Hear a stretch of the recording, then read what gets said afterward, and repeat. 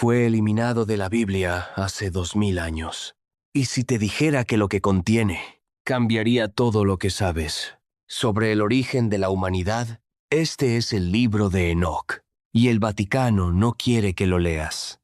Un libro que describe los secretos del universo, los ángeles que cayeron, los gigantes que caminaron entre nosotros, y la verdad sobre lo que ocurrirá al final de los tiempos. Durante más de 1000 años estuvo perdido. O eso nos dijeron. Antes de continuar, una pregunta. ¿Sabes quién fue Enoc? La Biblia lo menciona apenas en unas pocas líneas. Dice que vivió 365 años, que caminó con Dios y que desapareció. No murió, simplemente desapareció. La Biblia dice que Dios se lo llevó, sin más explicación. ¿Por qué alguien que simplemente vivió bien merece ese destino tan extraordinario? La respuesta está en el libro que lleva su nombre. Un libro que la Iglesia no quiere que leas. Un libro que fue eliminado del canon bíblico oficial. Un libro que durante siglos fue considerado peligroso. ¿Por qué es tan peligroso un texto de miles de años? Eso es exactamente lo que vamos a descubrir hoy. Para entender el libro de Enoc hay que viajar a los primeros tiempos de la humanidad. Según los textos más antiguos que conocemos, hubo una época en que el mundo era diferente. Una época en que los límites entre lo divino y lo humano eran mucho más difusos de lo que nos han enseñado. El libro de Enoc comienza con una historia que aparece brevemente en el Génesis. Una historia que la Biblia oficial menciona en apenas 3 versículos y que, sin embargo, es una de las más perturbadoras de toda la Escritura Sagrada. El texto dice que los hijos de Dios vieron que las hijas de los hombres eran hermosas y que tomaron como esposas a las que eligieron. ¿Quiénes eran esos hijos de Dios? El libro de Enoc responde esa pregunta con una precisión que durante siglos hizo temblar a los guardianes de la fe. Eran ángeles, 200 ángeles, que decidieron abandonar el cielo, descender a la tierra y unirse a las mujeres humanas. El libro de Enoc los llama los vigilantes, los Gregory, los que fueron enviados a observar a la humanidad y que terminaron demasiado fascinados por ella. Su líder se llamaba Semiasa. Reunió a los 200 ángeles en la cima del monte Hermón y todos juraron juntos que cumplirían su plan. Sabían que era una transgresión, sabían las consecuencias y lo hicieron de todas formas. Descendieron a la tierra, se unieron con mujeres humanas y de esa unión nacieron gigantes. El libro de Enoc los llama los Nefilim. Según el texto, eran criaturas de tamaño descomunal, 3000 codos de altura según algunas traducciones. Seres que consumían todo lo que encontraban, que primero devoraron los recursos de la tierra, luego comenzaron a atacar a los animales, y finalmente volvieron su violencia contra los humanos. ¿Puede la naturaleza crear algo así por accidente? Según el libro de Enoc, no fue un accidente. Fue el resultado de una violación cósmica, de ángeles que cruzaron una línea que nunca debieron cruzar. Pero los vigilantes no solo trajeron gigantes al mundo, trajeron conocimiento. Según el libro de Enoc, cada uno de los ángeles caídos enseñó a los humanos algo diferente. Semiaza enseñó encantamientos y el corte de raíces. Azazel enseñó a los hombres a fabricar espadas y escudos. Enseñó a las mujeres el arte de la seducción y los adornos. Otros enseñaron astrología, meteorología, señales del sol y la luna. Y aquí está la pregunta que nadie hace. ¿Es eso tan malo? ¿Por qué el conocimiento sería una maldad? Según el libro de Enoc, el problema no era el conocimiento en sí mismo. Era que ese conocimiento fue entregado demasiado pronto a una humanidad que aún no estaba preparada para manejarlo. Y las consecuencias fueron devastadoras. La violencia se extendió por toda la tierra. La corrupción llegó a todos los rincones. Y el sufrimiento humano alcanzó niveles que llegaron hasta el cielo mismo. Fue entonces cuando 4 arcángeles escucharon los lamentos de la humanidad. Miguel, Gabriel, Rafael, Uriel, y llevaron esos lamentos ante Dios. El libro de Enoc describe esa escena con una precisión que resulta casi cinematográfica. Los arcángeles describieron lo que estaba ocurriendo en la tierra: la sangre derramada, la injusticia, los gritos de los que sufrían. Y Dios respondió. A Rafael le ordenó encadenar a Azazel en un lugar de oscuridad bajo el desierto. A Gabriel le ordenó destruir a los hijos de los vigilantes. A Miguel le ordenó encadenar a Semiaza y a los demás en los valles de la tierra hasta el día del juicio. Y entonces llegó el diluvio. Un diluvio que no era solo agua, era una limpieza, un reinicio, un intento de borrar lo que los vigilantes habían corrompido. Y aquí entra Enoc. Enoc era el séptimo patriarca desde Adán, un hombre justo en medio de un mundo que se había vuelto caótico.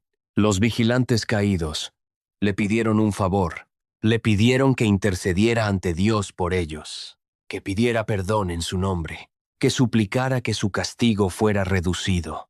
Enoc aceptó intentarlo, y fue entonces cuando comenzó su viaje. Un viaje que nadie antes ni después ha realizado. Un viaje a través de los confines del cosmos, a través de lugares que ningún ojo humano había visto. El libro de Enoc describe ese viaje con un detalle que resulta imposible de ignorar. Enoc fue llevado por ángeles a través de los cielos. Vio el lugar donde se guardan los vientos, el lugar donde se guardan las estrellas cuando no brillan, el lugar donde esperan las almas de los muertos. Vio los ángeles que controlan los fenómenos naturales, los que mueven las nubes, los que dirigen las lluvias, los que sostienen el movimiento de los astros. Y vio algo más perturbador. Vio los lugares de castigo, los valles donde los ángeles caídos esperaban su juicio. Oscuridad, fuego, vacío, una prisión cósmica de la que no había escapatoria. El libro de Enoc dice que cuando Enoc les transmitió la respuesta de Dios a los vigilantes, cayeron sobre sus rostros y lloraron, porque no habría perdón. Pero el viaje de Enoc no terminó ahí. Fue llevado más lejos, hasta el lugar donde ningún ser humano había llegado antes, al séptimo cielo, al trono de Dios. El libro de Enoc describe ese momento, con palabras que han fascinado y aterrorizado a lectores durante miles de años. Una casa de cristal, rodeada de fuego, con lenguas de fuego dentro. Y dentro de esa casa, a otra casa, más grande, más brillante, con un suelo de fuego, con un techo de estrellas en movimiento. Y, en el centro, algo imposible de describir, un trono de cristal, rodeado de querubines, con ríos de fuego fluyendo a su alrededor. Y sentado en ese trono, algo tan glorioso y tan aterrador, que Enoc cayó sobre su rostro, incapaz de mirar directamente. ¿Por qué este libro fue eliminado de la Biblia? Esa es la pregunta que millones de personas se hacen.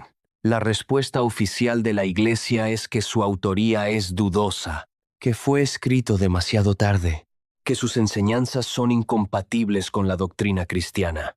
Pero hay otra respuesta, una que los historiadores señalan discretamente. El libro de Enoc describe un universo donde los ángeles pueden revelarse, donde los límites entre lo divino y lo humano son permeables, donde el conocimiento es un arma de doble filo, y donde incluso los seres celestiales pueden ser castigados y encadenados. Eso es un problema para cualquier institución que base su poder en la idea de un orden divino inmutable. Un texto que dice que los ángeles pueden caer y que el cosmos es más complicado de lo que parece, es un texto peligroso para quienes necesitan que la gente crea que las cosas son simples, que hay buenos y malos claramente definidos, que la autoridad divina es incuestionable. El libro de Enoc dice exactamente lo contrario. Durante más de 1000 años el libro estuvo perdido. Los primeros cristianos lo conocían. El apóstol Judas lo cita directamente en su epístola. Varios padres de la Iglesia lo consideraban inspirado, Pero en algún momento entre los siglos IV y V, desapareció del canon oficial. No fue quemado, no fue destruido masivamente. Simplemente dejó de ser incluido, dejó de ser copiado, dejó de ser enseñado. Y durante más de 1000 años, fue como si nunca hubiera existido.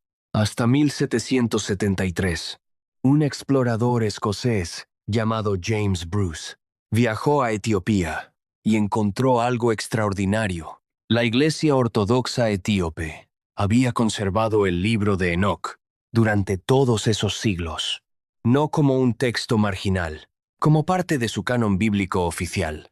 Bruce trajo 3 copias del libro a Europa, y cuando los estudiosos comenzaron a leerlo, el impacto fue enorme. Aquí estaba, el libro perdido, el libro prohibido, el libro que describía los orígenes de los ángeles caídos, los gigantes, el diluvio, el viaje a través de los cielos, y algo más, porque el libro de Enoc no solo habla del pasado, habla del futuro. Describe la llegada de una figura que el texto llama el Hijo del Hombre, un ser de justicia que vendrá a juzgar tanto a los poderosos de la tierra como a los ángeles que cayeron. Los eruditos llevan siglos debatiendo si esa figura influyó en la manera en que Jesús se describió a sí mismo, porque en los Evangelios Jesús usa esa misma expresión, el Hijo del Hombre, docenas de veces. ¿Estaba Jesús citando el libro de Enoc? ¿Conocía ese texto que siglos después sería eliminado de la Biblia oficial? No hay respuesta definitiva, pero la pregunta no desaparece. Y luego están los manuscritos del Mar Muerto. En 1947 un pastor beduino encontró por accidente unas vasijas en las cuevas de Qumrán, cerca del Mar Muerto. Dentro había rollos de más de 2000 años de antigüedad. Entre ellos, fragmentos del libro de Enoc, múltiples copias, en arameo, de más de 2000 años de antigüedad. Lo que eso significa es impactante. El libro de Enoc no era un texto marginal. Era un texto central para las comunidades judías que existían en tiempos de Jesús. Un texto que era estudiado, copiado, venerado, y que sin embargo fue eliminado de la historia oficial. ¿Qué nos dice eso sobre lo que sabemos de nuestros propios orígenes espirituales? ¿Qué otros textos fueron eliminados? ¿Qué otras verdades fueron enterradas? ¿Qué otras historias sobre los orígenes de la humanidad esperan ser descubiertas? El libro de Enoc no es el único texto apócrifo. Es el más famoso, pero hay decenas más. El libro de los jubileos, el libro de los gigantes, los evangelios gnósticos, el evangelio de Tomás, textos que describen un universo espiritual mucho más complejo y perturbador de lo que nos han enseñado, textos que en algún momento alguien decidió que no debíamos leer. La pregunta final no es si el libro de Enoc es verdad. Esa es una pregunta que cada uno debe responder por sí mismo. La pregunta es ¿por qué fue ocultado? Si no hay nada perturbador en él, ¿por qué eliminarlo? ¿Por qué perderlo durante 1000 años?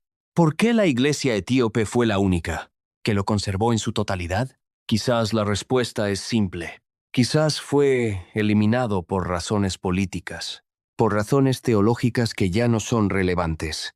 O quizás hay algo en ese texto que los guardianes de la fe oficial no querían que leyeras.